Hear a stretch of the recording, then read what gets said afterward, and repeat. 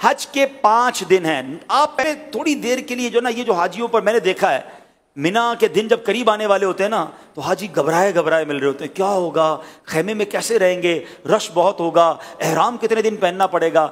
हज के दिन करीब आए तो टेंशन में नहीं, खुशी में इजाफा होना चाहिए। सबसे पहली बात, बहुत बड़ा टेंशन रिलीज आपका ये कर देता हूं कि एहराम आपने 5 दिन नहीं, सिर्फ 2.25 दिन बांधना है।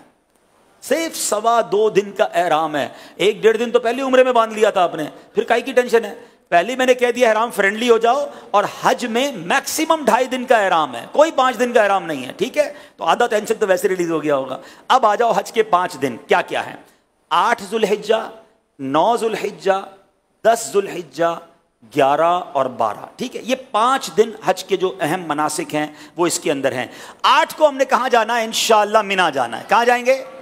जोहर की नमाज से पहले पहले मिना पहुंच जाएं, और 5 नमाजें मिना में पढ़नी हैं। जोहर, असर, मगरिब, इशा और फजर। फजर पढ़ेंगे वो कौन सा दिन हो जाएगा? वेरी गुड, कौन सा दिन हो जाएगा? 9 का दिन। 8 की जोहर से लेकर 9 की फजर तक हमने मिना में रहना है। 5 नमाजें पढ़ना मिना में सुन्नत है। अब 9 की फजर के बाद याद रखिएगा, हज का crucial day, most important day of हज, जिसको वकूफ अरफा, और जिसको ये कहें कि वो रुकने आजम है हज का, उसके बगैर हज ही नहीं हो सकता, और वो है अरफात का दिन। और अब ये दिन आ गया है 9 जुल्हिज्जा, ये यौमे अरफा कहलाता है। अब हाजी को जाना है अरफात के मैदान में। जो 9 जुल्हिज्जा का दिन है वो पूरा दिन हमने कहां गुजारना है? अरफात में। ये खास दिन है। जैसे ही जोहर का वक्त शुरू होगा, सुभान अल्लाह, जोहर का वक्त शुरू हुआ और जितने लोग वहां पर अरफात में मौजूद हैं एहराम की नीयत के साथ, वो सारे के सारे हाजी हो गए। हाँ, एक लम्हा भी किसी ने जोहर का वक्त शुरू होने के बाद से लेकर अगले दिन सुबह सादिक से पहले पहले अरफात में गुजार लिया, वो हाजी हो गया। हाँ, लेकिन जो सुबह चला गया है, या जोहर के वक्त से पहले गया, या जोहर के बाद भी गया, वो गुरूब आफ्ताब से पहले बाहर नहीं निकल सकता। ये बड़ा मसला है कि बाज़ औक़ात होता है कि दोपहर 3-4 बजे से बाज़ खेमे वाले कहते चलो भाई मुज़दलिफ़ा चलना है। नहीं, मगरिब का वक्त हो गया, अब आप आ जाएंगे मुज़दलिफ़ा। ये जो रात है, अल्लाह अकबर, बाज़ उलमा फरमाते हैं कि यह हाजी के लिए शब कदर से अफजल रात है। ये बड़ी मुबारक रात है, दुआओं की कबूलियत की रात है। पथरीली ज़मीन पर वो मज़ा आता है जो 5 स्टार होटल के बेड में मज़ा नहीं आता। अल्लाह की रज़ा के लिए लोग ज़मीन पर पड़े हुए होते हैं। तो बहरहाल ये रात वहाँ गुजारेंगे। अब आ गया 10 की सुबह। पाकिस्तान में 10 तारीख को हम क्या करते हैं? कुर्बानी करते हैं ना, हज का दिन होता है, ईद का दिन होता है ना। आज ही बड़ी ज़बरदस्त ईद मनाता है। 10 तारीख को पहला काम हमने करना है कि हमने रमी करनी है, हमने शैतान को कंकरियां मारनी है, उसके बाद कुर्बानी करनी है, उसके बाद हलक करना है। ये 3 कामों की तरतीब याद रखिएगा। पहले क्या करनी है?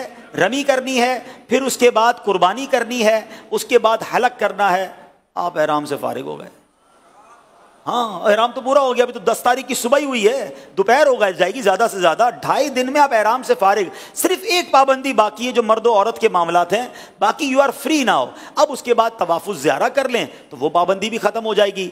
उसके बाद यानी ये 10 का दिन जो है, आप चूँकि थोड़ा बिजी होंगे, पहले आप रमी करेंगे, फिर कुर्बानी करेंगे, फिर आप हलक करेंगे, गुसल वगैरह करके लिबास पहनेंगे। अगर शाम को तवाफ़ुज़ ज़ियारा करना है तो कर लेंगे, वरना अगले दिन कर लेंगे।